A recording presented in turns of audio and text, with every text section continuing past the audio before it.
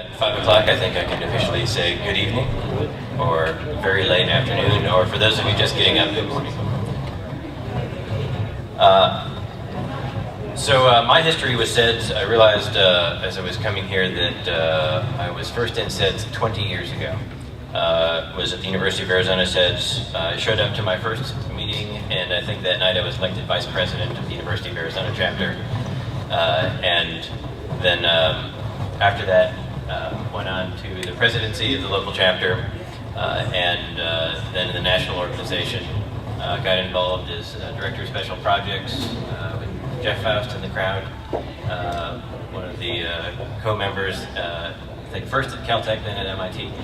And then went on to chair the national organization and continued on trying to grow the chapters. And really happy that everything is still alive and kicking. It's better than it ever has been when I was involved. And at the last SEDS conference I spoke at in Tucson, the 2009 conference, I couldn't tell anyone what I was doing at the time. But I think the phrase I used that if I was diagnosed with a terminal disease, I was doing exactly what I wanted to be doing. And that was asteroid mining. So let me tell you a little bit about that. So Planetary Resources is known as the Asteroid Mining Company, but really our main mission and vision extends beyond asteroid mining and space resources, and it's about expanding the economic sphere of influence of humanity off the surface of the planet. And by doing that, you just heard from Virgin Galactic and XCOR and other folks today, really what we need to drive space forward is not continued government scientific exploration, but really an economy and a business that's going to grow off of an opportunity to make money, an opportunity to innovate, an opportunity to compete. And space resources are one of the things that we think will help enable that, but it really is in an entire economy that we're creating off the surface of the planet. So why do we pick asteroids, and why do we decide to start the company now? Part of it is that really in just the last dozen years we started to explore asteroids. We've been exploring the solar system for quite a while, but we went and visited Eros with the NEAR mission, then Hayabusa, or Itokawa with the Hayabusa mission, and then most recently, just recently left Vesta on the way to Dawn, on the way to Ceres with the Dawn mission. So the technology to do this actually exists today. It's existed probably since the 60s, since we started building Mariner missions and sending them into the inner solar system. And really, that government investment in the last 50 years of exploration have established a wonderful foundation to build off of and to start establishing a commercial industry. So we're of course in it because we see the opportunity for very large financial returns in creating the industry. And we also think it's important for the planet and important for the species to continue doing this type of work. So we operated fairly secretly for a number of years, and then when we had the resources in place and everything lined up, we announced the company in Seattle back in April to much more fanfare than we had expected. Certainly the world took notice, and the message went far and wide. Who has not seen us on the Daily Show? Enough people. I'll play you this little clip. Rule 212! This may seem like science fiction, but today a group of space pioneers announced plans to mine asteroids for precious minerals. Space pioneers going to mine asteroids for precious material!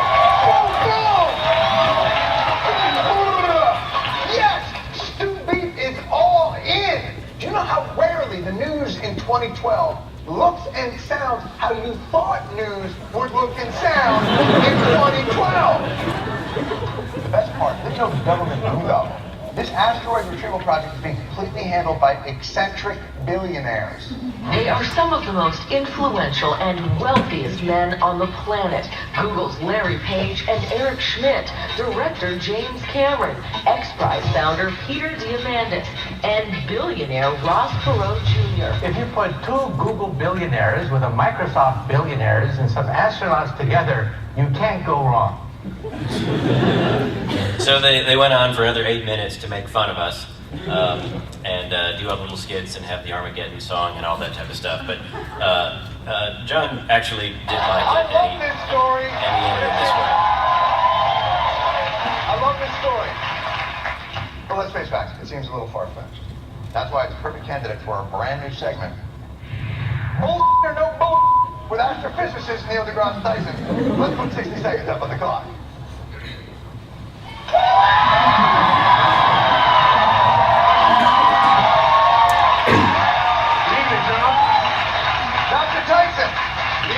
Dr. Tyson, tonight's question. Yeah. Asteroid binding. Bull or no bull? John, in this case, the answer is no bull. Amazing. And John, you know, your opening credits still show the Earth rotating the wrong direction. I'm just saying.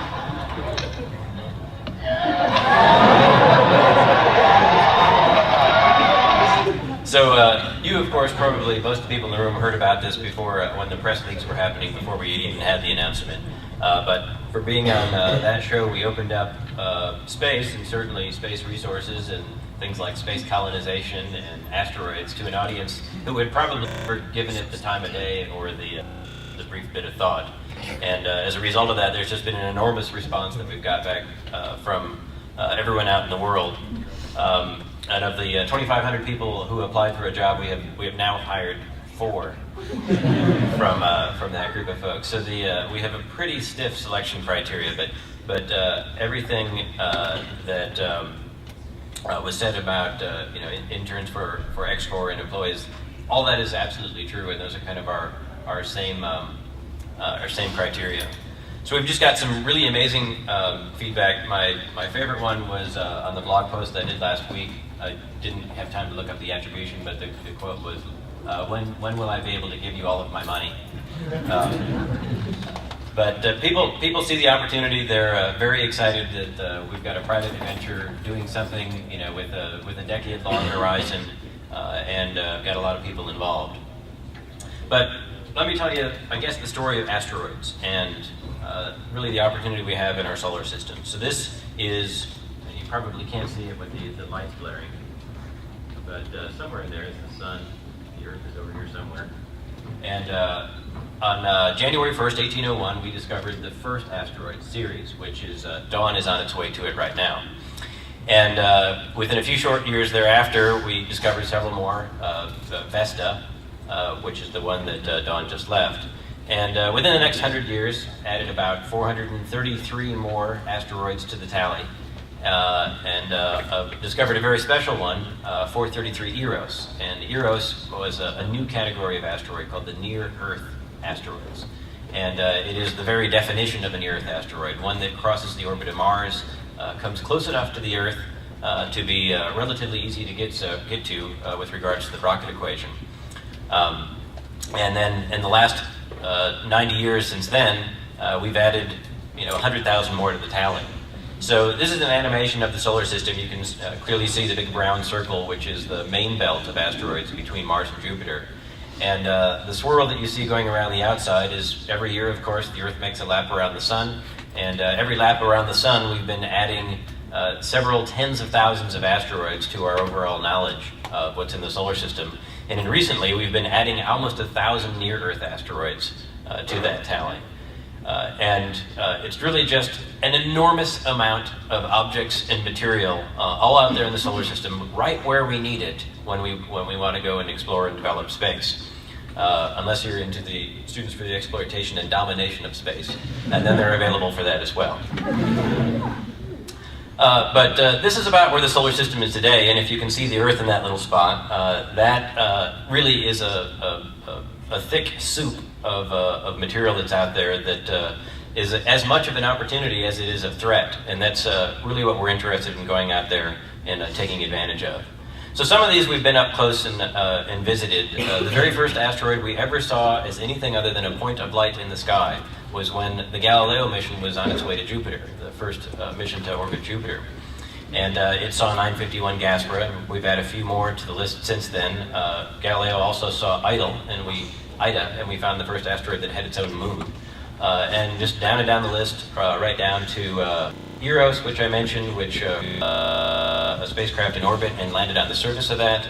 Hayabusa touched down in Ikawa and returned the faintest tiny little bits of material, but we actually can do science on that. And then Dawn has just left Vesta and is on its way to Ceres. And for size scale, here's kind of all those objects in relative proportion to each other. The big one is 21 Lutetia. If I included Vesta on this chart, it would go from the floor to the ceiling. So Vesta is really big. But really the kinds that we're interested in are a little bit smaller than this moon.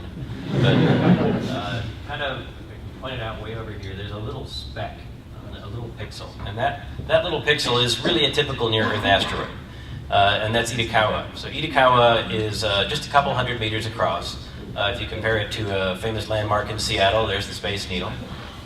This would be rather ominous sitting in downtown Seattle, but just for proportion scale, that's what it looks like. And taking a tour around Itokawa, as Hayabusa did, you can really see that it is just a fascinating little world. Before we visited this object, we thought of asteroids really as hunks of rock.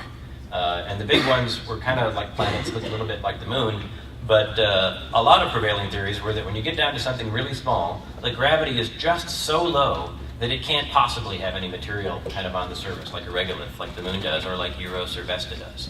But lo and behold, there is plenty there, and it's even actually been sorted into big blocky stuff on the outside. You can see a rock the side of a building hanging off on one side. And in the lowest gravitational potential part, you can actually see kind of soft material like the Mare on the moon. So if asteroid mining technology only existed to pull up regolith, well, we would just go to an asteroid like Itokawa and pull up on the start that nature has sorted out for us. If we wanted to pull a piece off and bring that back, we would grab some of the material that's hanging out on the outside. But Itokawa is really one of the few that we have seen that well. And most of these asteroids are points of light in the sky, kind of streaming across, and this is what we know about most of them. We know their orbits, we know how bright they are. About 5% of them we know, 5% of the nearest asteroids we know what their composition is, and really less than 1% of all the asteroids do we know what their composition is. Some of them we can point a scope at and study the light coming off of it. This is one of my favorite asteroids, 13609 Lewicki. Discovered by a fellow SEDS member at the University of Arizona, Andrew Tuviola, using the Spacewatch survey. And the naming rights for asteroids that are, if you discover it, you get to name it. So not only do I have one, my wife has one as well. Collect them all. So with light curves, what you can really start to tell is the spin rate of the asteroid, and a little bit maybe the obliquity. And if you look at it enough times, you can actually start putting together a shape. And from this, you can do science where you can figure out, well, maybe it's spinning so fast that the centripetal force outweighs the gravitational force, and it will be a solid rock, if that's what you're going and looking for. Maybe when you want to go and rendezvous with these things, you'll be worried about the speed and the rotation rates for them, and you'll want slow asteroids, like the one that was just observed by JPL with radar last week that had a rotation period of longer than a day. So light curves really allow us to get this type of science, and that's really the next part of learning about asteroids. The next better thing than that we can still do from right here on Earth with a scope, even in some cases in your backyard, is the spectra. And the spectra that you take from the reflected light off of an asteroid and combined with the science that we have from meteorites that have been raining down on us for all time, you can connect those two things and start to make a lot of assumptions about what the stuff up in space is actually made of. Because in nearly every case, and kind of it fits the definition, meteorites are in fact, or used to be, near-Earth asteroids. And it should give you a little bit of pause that those near-Earth asteroids ended up running into us, as it turns out the lifetime of an Earth asteroid is only about 30 million years. Seems like a while, but it meets its fate either by being flung out of the solar system by the sun, being flung into the sun by Jupiter, or running into one of those little terrestrial planets between Jupiter and the sun, sometimes us, and sometimes dinosaurs. So the most advanced thing that we can do from here at Earth is radar, and with radar we can do interesting things like shape model. This is 1999 KW4, which is a fascinating little object that's got a moon going around it. The moon is tidally locked, just like our own moon, so if you were on the surface of the asteroid, you would see the same thing every night. And as the way that the gravitation goes on these, they're actually about 12% of all the near-Earth objects are anticipated to be binaries. And this particular one, you could take something like a soccer ball or a bowling ball and put it on the pole. It would gravitationally go to the lowest energy point. and when it reached the equator, it would actually be in orbit. So it would be pretty easy to do a suborbital trip on this asteroid. It would be pretty easy to go orbital too. You would just have to sneeze and you would be there. So there are just really a lot of exotic things going on. And when Hayabusa was at Itokawa, it got pictures, this is the highest resolution we've ever seen of the surface of an asteroid. And you could park your car kind of in the middle of this frame. There's a meter scale down the lower right-hand side. But this is kind of the scale of things that we have to work with when we're dealing with sending humans to asteroids or recovering resources. I forgot to mention there is an iron meteorite kind of going out the room that you can take a look at. It's 90% iron, about 8% nickel, about 0.5% cobalt, and maybe about 20 parts per million platinum group metals in that. And you can see little crisscrossing patterns between the different nickel-iron alloys in there called Wittgenstein patterns. That particular one landed in Namibia, the west coast of Africa, near a town called Gibi. So there really is just an extraordinary opportunity out there with asteroids. They're out there in near limitless quantities. They are both a threat but enormous potential. The thing for me that really identifies them is an easy place to start is that about 15% of the near-Earth asteroid population, from an energy standpoint, dealing with the rocket equation and going to and from asteroids, about 15% of them, or 1,600 of them today, are easier to get to than it is to land on the surface of the moon. This is because we don't have to slow down in that gravity well to prevent from crash landing on the surface. There's not much gravity to pull you in. If you want to make that round trip and start bringing things back, whether that's samples or other material, that number increases to about 50%, or about 4,500 objects that are easier for the moon. There certainly is a lot of material on them. If you think of the rarest material here in the crust of the Earth are platinum group metals. They're about 1,000 times more abundant on some meteorites and asteroids. And a large one, like a 500-meter platinum-rich asteroid, you actually have a chance at having as much material in platinum group metals that has been mined in the history of history. And that's just one of these guys. But if the platinum group metals are certainly difficult to get to and complex to bring back, what is going to enable that activity and every other activity in space, whether it's human occupants, tourists, workers, colonies, way station points, going to Mars, having resources in space such as water and the volatile resources on asteroids, some of which have as much as 20% water, will help fill up fuel depots that will help our cars go even farther in space than they did before. So we've got a really unique and extraordinary team at the company. Two, I guess, former SEDS member. Peter, of course, started SEDS. I'm sure everyone's familiar with him. And Eric Anderson from Space Adventures, who was president of the University of Virginia SEDS when I was at the University of Arizona. And I met both of these gentlemen when I was your age, attending SEDS conferences and doing SEDS things. And we had worked together very often and said that one day we'll do something together, and that day has come. We've assembled a lot of other world-renowned people on our advisory board. James Cameron, of course, is very famous. He's a consummate explorer, one of 3 people to be to the depths of the ocean.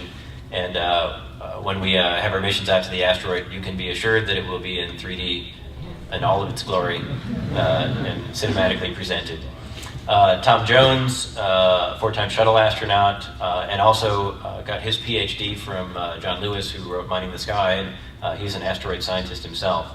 And then, other folks, from scientists to lawyers to technologists to software people and, of course, former members of the government. This is a very complex task. It is a very broad industry to create, and we have a lot to establish as we're doing this, so we're going to need every bit of advice along the way. But the real difference, of course, has been our investors, and I think that is what's gotten a lot of the news. Asteroid mining is not a new subject. It's been around since Konstantin Tsiolkovsky. It was looked at seriously in the 70s before we started up the shuttle program, and there have been many thoughts about it up till today, and every one of those thoughts was, it's going to take a lot of money. And if you're ever going to start, you've really got to have a long view on being able to develop that and trusting that the development of the business will be possible if you're pursuing it in the right way. So we've got a number of members from Google, Ross Perot Jr., but my favorite one to point out is Ram Shriram. Ram was one of the original investors in Larry Page and Sergey Brin when they were Stanford students working out of their garage. Made what is probably one of the best investments in history in Google, and turned that into a few $1 billion. And he was doing an interview with a reporter that we were listening in on, and the question came up, well, Ram, this is crazy. Why would you invest in an asteroid mining company? What if it fails? And Ram, without flinching, without skipping a beat, said, well, what if it succeeds? So it's really the opportunity that this presents, and being willing to try something very bold, very audacious, and really leading in an industry that needs leadership, because someone is waiting for someone to take that first step, and that's precisely what we're doing, and we're looking for everyone else to step up to the line with us. So there's certainly a lot of resources in the asteroids. I've talked about the volatile resources, hydrogen and oxygen, carbon, ammonia, and a number of other things that can be broken into water. Certainly if you want structural material that you don't have to launch into space, that you don't have to make to survive the rigors of launch, there is a near infinite supply of iron and nickel. You could actually, if you took all the material in the asteroid belt out to the main belt, you could cover the Earth in a 600-meter thick layer of iron. Doesn't sound very pleasant, but it's a lot of material. And of course, what's really unique about many of the asteroids are the platinum group metals, which are valuable not because they are rare.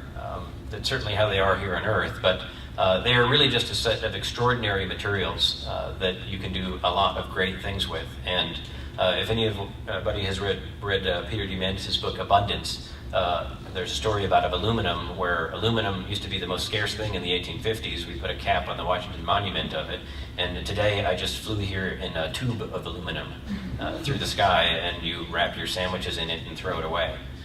So that is what aluminum abundance has enabled. Aluminum's a pretty useful metal. These are even more useful. So we're not going right out and mining asteroids and building asteroid mining machines and getting ready to buy Elon's biggest launch vehicles and send these machines out to Pandora and mine away.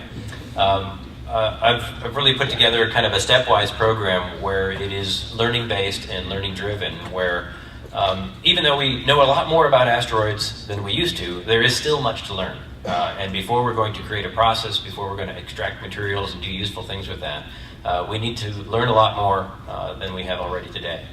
So we're creating a series of spacecraft called the Arctic series.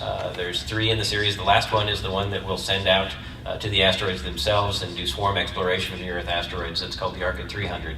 And we're building a version of it that we're testing out in low Earth orbit, and we will launch on Virgin Galactic's Launcher 1 in copious quantities. And this is really our test platform that we can, as you do in Mojave with rolling up the garage door and testing out your latest idea, we'll go to low Earth orbit and test out our latest idea for asteroid mining. Using a lot of principles that have become very common in the new space industry, which I'm sure are familiar to a lot of people here.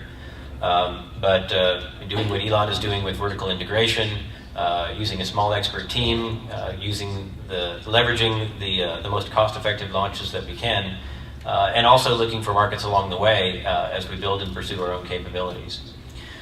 So we have a roadmap that really starts in low Earth orbit with testing out what is a space telescope that we'll use to remotely monitor, detect, characterize, and follow up asteroids. We'll add to that platform the capability for propulsion and start venturing out farther away from Earth. The farther away we get, the more difficult our communications will be, which is why we're working on laser communications for small platforms. And that will allow us to explore the asteroids that are crossing near the Earth, and then within 5 to 7 years, start sending sorties of these out to the most promising targets to really start to learn the mining process, and that is what will advise what we'll be able to do in that. So after the prospecting process, and we're Planetary Resources today really a prospecting company, but once we've prospected and once we've found the valuable material out there and where the viable path is to bring that material back, we really see perhaps what is starting to leak out in some comments now and what NASA is considering on their way to asteroids, the Moon, and Mars as having that gateway in space. The L5 Society was founded with this idea decades ago, and we're very close to it actually happening now. And whether it's space hotels, space tourists, colonies, manned missions to Mars, all of them can really benefit by being able to fuel up along the way. And low Earth orbit to high Earth orbit to Lagrange points are really the crossroads of space. And halfway to if you're in your low Earth orbit, you're halfway to anywhere in the solar system. So that's where we anticipate the trading town kind of setting up as we go out and expand into the solar system. So it starts first, as I had mentioned, with the volatile resources and the water resources. We will extract our first test tube of water by about 2020. We'll work to turning that test tube into a liter, that liter into a barrel, that barrel into a tanker, and scale up as the aviation industry has when it started 100 years ago, kind of exponentially in its fuel usage. If you could project a similar future into the solar system with the amount of transportation that will go on, you can anticipate a similar need. And if you've got a near infinite fuel supply located at the right spot, you can do anything else you want, and you can go off and then start going after those metallic materials and platinum group metals, and even in that case start to defend the Earth from threatening asteroids that may threaten to turn us into the dinosaurs. So there's a market today with NASA and ESA and JAXA and the Russian Space Agency exploring small bodies, asteroids, and comets that really is already hundreds of millions of dollars a year. They've got the corner on that market because there's no one else there to serve them for that. But there is a lot of money being spent on this, and when it starts being driven by not by scientific inquiry, but by commercial exploration, it'll scale up even further. When we access those resources and develop them and get to that viable, active kind of economy where we have resources in space serving both space and Earth, that really is an economy that is hundreds of billions of years and a year and maybe significant when compared to the GDP of the Earth, depending on how many of us on this planet are moving off of it. And this, of course, if you haven't figured it out, is the MasterCard chart.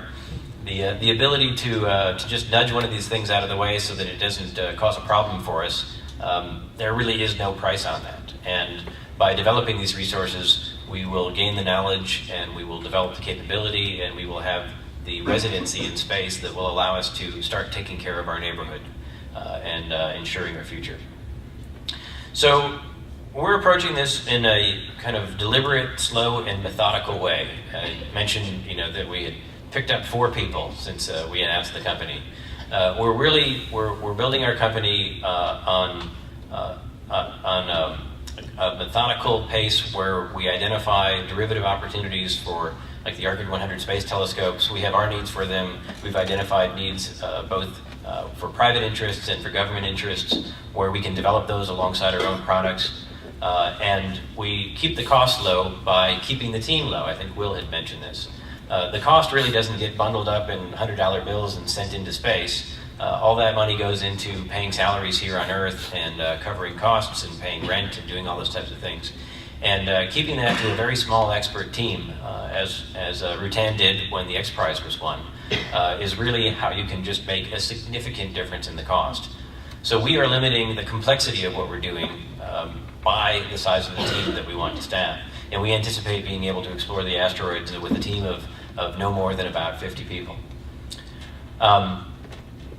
We're looking outside of the aerospace world for innovation. We've got members of our team who have come not only from new space, but from sectors entirely outside of space. Our lead avionics engineer is a former Motorola chip designer, and we're looking to the automotive and medical industries and the high reliability work that's done in those areas for a lot of creative thinking to bring into aerospace. And as I mentioned, having a constant eye on, even though we are billionaire backed, our eye is on finding a business model, creating those revenue streams, and identifying the needs of others that we can leverage as we go out to the asteroids, so that we don't have to wait till 2020 or after to have that return on investment for our investors. So with our Argon 100 space telescopes, we'll be able to do things like detect and study the asteroids that are out there. There's work like astrometry, where we can improve the orbits. I talked about photometry, where we can study the spin rates of these and then move on to spectrophotometry. And this is really what not only will help us identify our interesting and uninteresting targets, but in doing this for a very low cost, will essentially be demonstrating our model and learning in a very safe way, kind of making those mistakes that we can build on to then make our next model.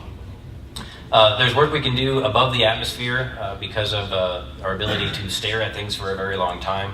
The Hubble Space Telescope is 5 times oversubscribed for the amount of observations it has, and many people get an opportunity to make an observation with Hubble once a year, if not once in their lifetime. But here's something where if you stare at NGC 5907 here for long enough, you can actually pick up this very light structure where one galaxy is essentially merged with another galaxy. And because it takes a very long time to make these exposures on Earth under just the right conditions, we've only actually gathered a handful of these types of images. And this is something from space we'll be able to rapidly accelerate. And we're also partnered with one of our advisors, Sarah Seeger at MIT, in understanding how our platform can be used to assist in what is really an exponential knowledge growth in exoplanets. Getting up above the stability of the Earth's atmosphere and the twinkle of the sky, so to speak, allows you to verify the radial velocity detected exoplanets that are detected here on Earth, but they can't really tell if that's a transiting planet. And up above the atmosphere, as Kepler is doing right now, Kepler is staring at a very tiny spot in the sky and discovering thousands of planets in that tiny spot. But to be able to put up very low-cost assets that can really look all around the celestial sphere is something that what we can do with our platform, and also will enable some of the technologies that we're working for the very small platform laser communications. So the first question I always get asked, someone new to the subject of asteroid mining, is it legal? And of course it is legal. What really is up for debate is what's in the Space Treaty about sovereign nations kind of extending their territory. And that's certainly something that was developed to prevent that as we were getting closer to land on the moon. And it was looking at national interest. It wasn't really looking forward to commercialization. And really is what's lacking here is clarity. And if it were written down, then everyone would know it was okay. So there's things that can be done and things that we're working with, both within the company and with trade associations like the Commercial Space Flight Federation, to set up policy not only within the United States but globally that really create some clarity in these areas. Maybe doing things that are actually promoting things. There's been things like zero G, zero tax has been talked about a lot. But the idea of being able to go to an asteroid or an area in the surface of the moon, and by sort of staking a claim, as was done in the gold rush, you have a right to that claim for a period of time, and if you don't make good with it, well, then that claim goes to someone else. But being able to know that your investment in developing that resource is something that will be protected and in the legal environment is something that very much can help our industry. And there are a number of other regulations, of course, that will come as we're establishing a new industry. And we're keeping very close attention on the precedent that we're setting when we're doing that. So there are lots of ways to follow on with the company. We update our blog periodically. I've got a few posts queued up that I need to finish writing, and really thoroughly enjoy just the dialogue with everyone in the world on what we're doing. When I was at the Jet Propulsion at NASA, it was very much a broadcast experience, and I would go out to events like this and be able to engage with people. Now with social media and being the president of the company, it's nice to just kind of engage in that direct conversation. And really some of the best ideas that have been proposed haven't come from within the company. As Larry Ellison famously said, the best people on the planet don't necessarily work for you. So that is a key part of our strategy, is keeping our ears open and our eyes open, and really taking advantage of everyone's interest and desire to make this happen. So we too are hiring.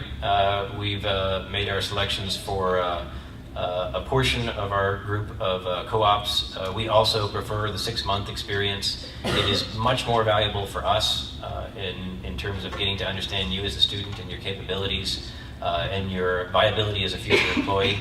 We don't bring in interns into the company without the idea that we may one day hire you. That actually is the point. For you, even though it might seem like a disruption in your college experience and might put your class schedule off a little bit, the experience that you gain trying to solve real problems, working in a team environment, in an interdisciplinary environment, especially with very small, nimble teams, is something that really cannot, no 4.0 GPA can ever replace. I am very suspicious of anyone with 4.0 GPAs and bringing them into the company. Because it demonstrates that your focus was on achieving good grades, not necessarily on broadening your experience. And I think there's a balance there in terms of the academics and the applied academics. So we have positions open still for the spring. We're going to be opening up summer positions shortly. If you're graduating soon, we do have some full-time positions available as well, so log into the website and take a look. And with that, I will take some questions.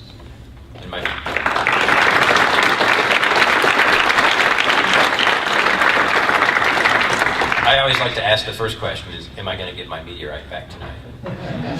All right, Ellen's got it. Hi, thank you for coming. You said in your slides that at Planetary Resources is going to be doing things very differently, very low cost, and you have a big emphasis on that. But before starting working at Planetary Resources, you had a prodigious career at JPL. How are you carrying that very different experience over to you to try to do things very differently? Yeah, it's a great question.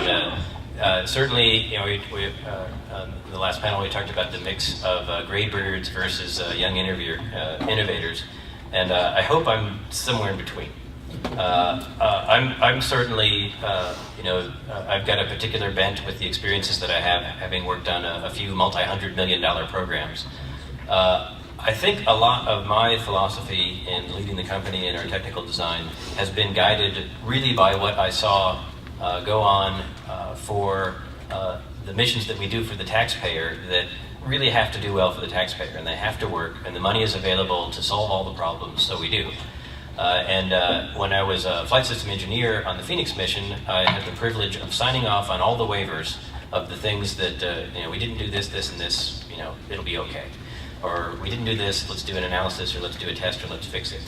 And 95% of the time, we spent tens of thousands, if not hundreds of thousands, sometimes millions of dollars, occasionally, investigating a problem. And after all that money spent, what we ultimately decided was, it'll be okay, we'll leave it alone.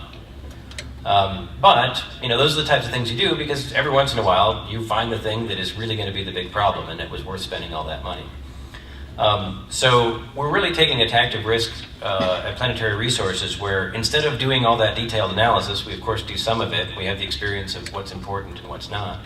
But what we're doing is instead of launching one spacecraft, well, we're creating more eggs to put in more baskets. So, striving for an 80% success rate would be great. One of my favorite quotes is, when failure is not an option, success gets really expensive.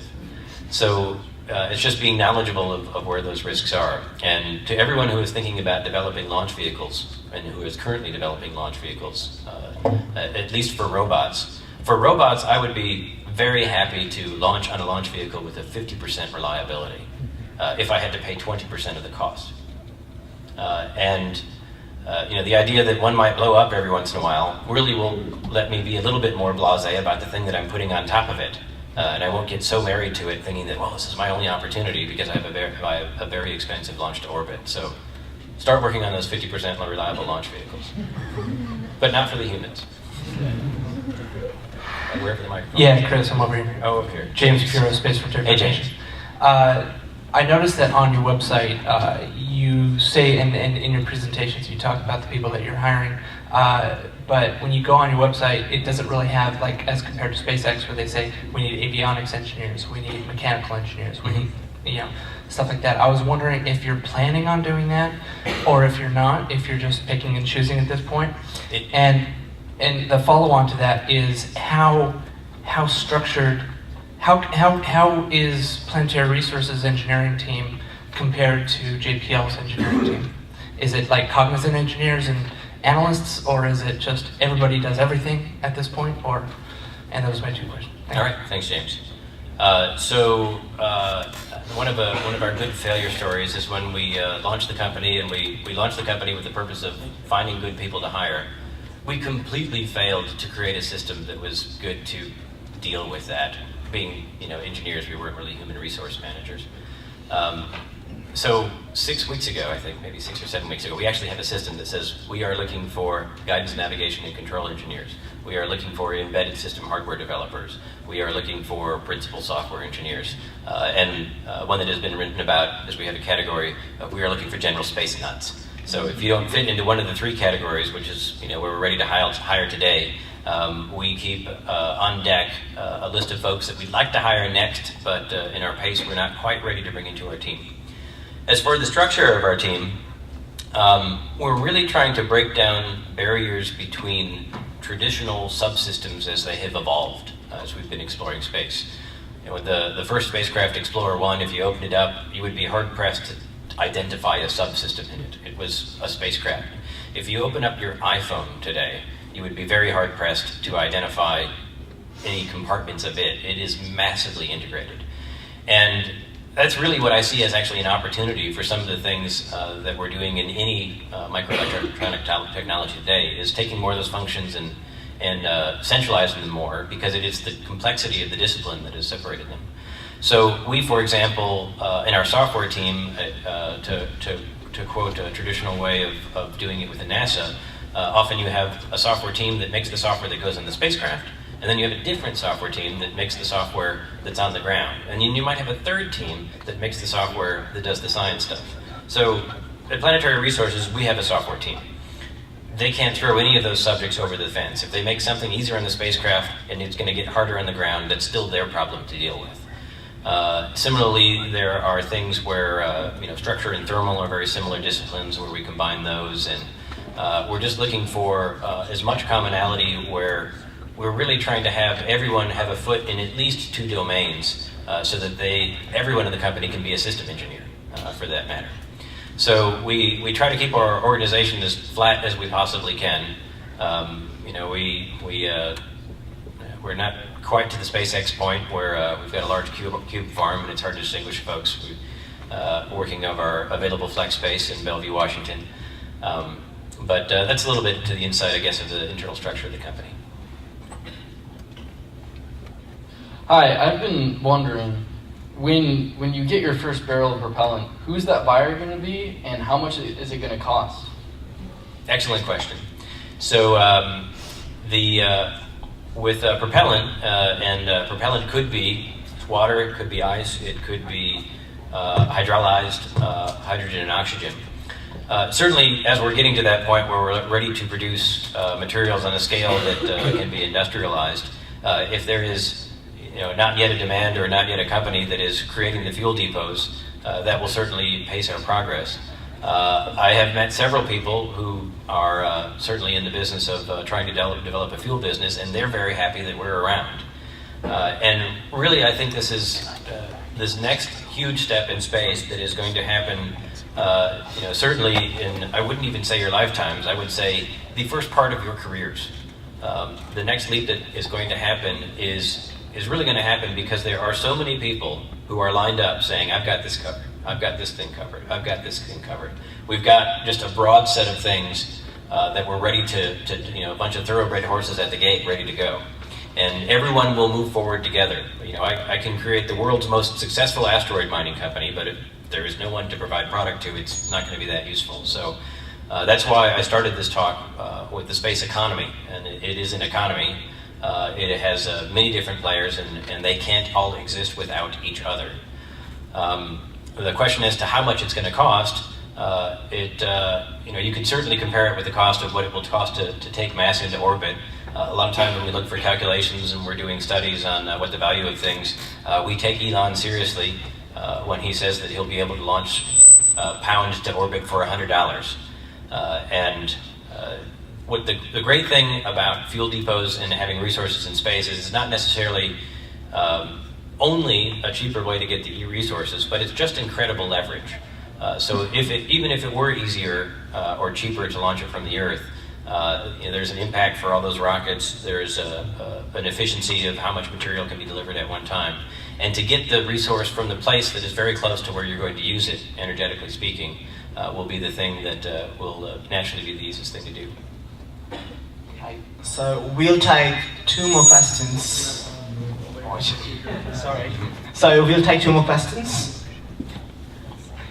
Hi, you mentioned space telescopes such as Hubble and the James Webb Space Telescope, as well as searching for exoplanets, and I was wondering if that's something that you have in mind with equipping like the spacecraft used for asteroid mining, or if those are just long-term goals of your company in terms of space exploration. Yeah, so the question relates to how are space telescopes really related to our long-term goals, and the use of our Orchid 100s as a space telescope actually came out of what we wanted to have in terms of capability at the asteroid when we're up close and personal, flying around it, doing the prospecting work, determining mass and density and volume and material composition. And we looked at what that machine was. And in a manner of application, it is a telescope when you're doing any type of imagery across any spectrum. So you might have different choices in what you would do with the configuration of the optic and the configuration of the sensor, but what is common to all of it is you have something to communicate, to point, to sense your attitude, to charge and discharge batteries, to turn loads on and off, to do computations. And as I mentioned, we're putting these things in low Earth orbit really to test out the thing that we want to send to the asteroid. And it would be a perfect execution if the thing that we sent to the asteroids was exactly the thing that we put into low Earth orbit. But we don't have any expectation that we'll get it perfectly right the first time. So really the telescopes are what we send to the asteroid, and it is right on our development roadmap to doing that. Lucky last winner. I'll be in the back afterwards if anyone else has other questions. Hi, thanks for coming in for the talk. It's been really interesting. You mentioned a lot about doing business differently or taking a different approach. One kind of interesting thing, I think anyway, is just looking at the application and specifically the questions you ask. Most companies go, what's your GPA, what's your employment history, what's your education history? Whereas instead, you guys have stuff like, if you had a crash test dummy, what would you name it and why? How are your cooking skills? Look around your house. What would indicate to us that you're a space nut? How do those types of questions tie into the corporate culture, or even the idea of where you want to go with the direction of the company and changing things up? Yeah. So I'm the chief asteroid miner, and in order to be, we really just can't take ourselves seriously. So there is very much that culture in the company, and we want to cultivate that culture. We want to have people who will fit in with our quirkiness, and we like to have fun. The heat has gone out on occasion, and we just used the grill today, so those questions are valid. I missed the grilling today, although there was a pork chop recipe that was posted on our wiki that I've got to go look at. And it really, what is generally put forward on, interview questions and your resume and, the things that are normally asked, they tell us a little bit about your capabilities and your experience, but they don't tell us much about you and you as a person. So it really helps us to just completely open it up to see how you answer our bizarre questions. And the interesting thing about it is, when we get people on the phone or we interview them, we're really not too surprised with the character of the individual that we end up talking with, because we really just get a much better picture. So we were inspired doing that by another tech startup in the Bay Area. I would be happy to take submissions of additional questions that we should put on that roster, and we'll revise it from time to time. But it's really been effective in finding people who are, we're not interested in people who want to work in the aerospace industry, and we're not looking at people, who want a career in space. We are looking for people who have some sort of pathological condition with helping to explore space and to, mine asteroids, because it is crazy. That's a good last note.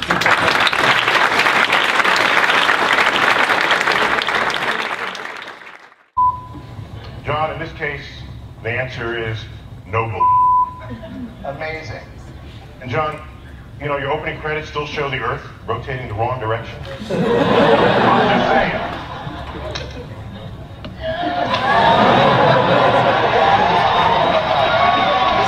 So you, of course, probably most people in the room heard about this before when the press leaks were happening, before we even had the announcement. But for being on that show, we opened up space, and certainly space resources and things like space colonization and asteroids, to an audience who had probably never given it the time of day or the brief bit of thought. And as a result of that, there's just been an enormous response that we've got back from everyone out in the world. And of the 2,500 people who applied for a job, we have now hired 4 from that group of folks. So we have a pretty stiff selection criteria, but everything that was said about interns for X-Corps and employees, all that is absolutely true, and those are kind of our same criteria. So we've just got some really amazing feedback. My favorite one was on the blog post I did last week. I didn't have time to look up the attribution, but the quote was, when will I be able to give you all... It sounds how you thought news would look and sound in 2012. The best part, this shows the government knew though. This asteroid retrieval project is being completely handled by eccentric billionaires. They are some of the most influential and wealthiest men on the planet. Google's Larry Page and Eric Schmidt, director James Cameron, X-Prize founder Peter Diamandis, and billionaire Ross Perot Jr. If you put 2 Google billionaires with a Microsoft billionaires and some astronauts together, you can't go wrong.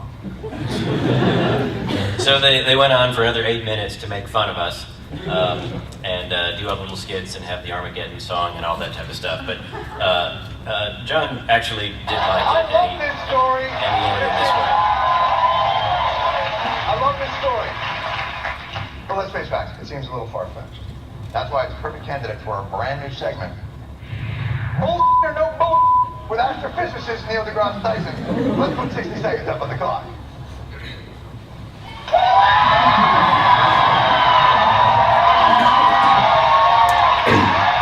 evening, John. Dr. Tyson. Good evening. Dr. Tyson, tonight's question. Yeah. Asteroid mining.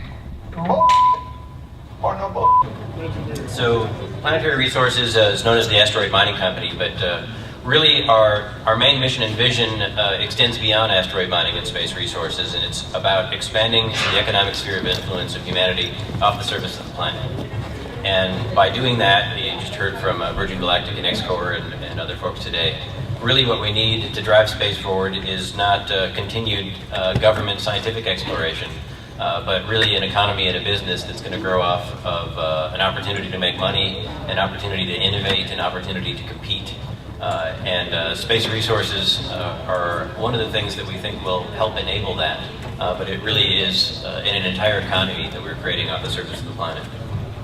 So why did we pick asteroids, and why did we decide to start the company now? Part of it is that really in just the last dozen years we started to explore asteroids. We've been exploring the solar system for quite a while, but we went and visited Eros with the NEAR mission, then Hayabusa, or Itokawa with the Hayabusa mission, and then most recently, just recently left Vesta on the way to Dawn, on the way to Ceres with the Dawn mission. So the technology to do this actually exists today.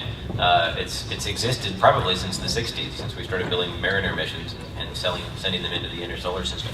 At 5 o'clock, I think I can officially say good evening, or very late afternoon, or for those of you just getting up, good morning.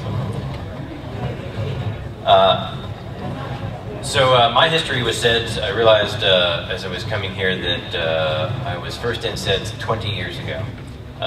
Was at the University of Arizona SEDS. I showed up to my first meeting, and I think that night I was elected vice president of the University of Arizona chapter. And then after that, went on to the presidency of the local chapter, and then in the national organization. Got involved as director of special projects with Jeff Faust in the crowd, one of the co-members, I think first at Caltech, then at MIT.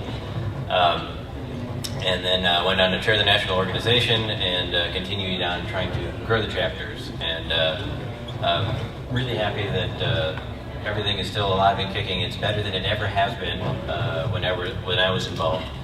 At the last SEDS conference I spoke at in Tucson, the 2009 conference, I couldn't tell anyone what I was doing at the time.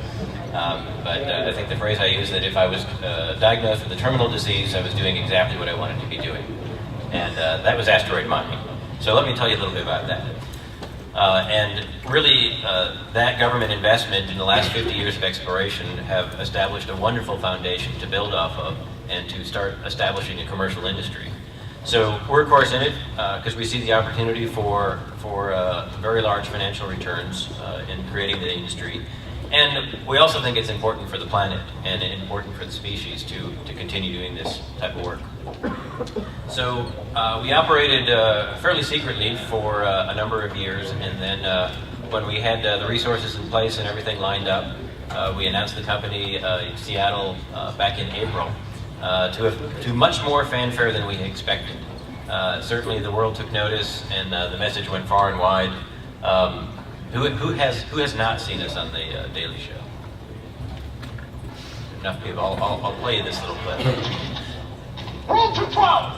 This may seem like science fiction, but today a group of space pioneers announced plans to mine asteroids for precious minerals. Space pioneers going to mine asteroids for precious material. Fulfilled. Yes, Stu Beef is all in. Do you know how rarely the news in 2012 looks and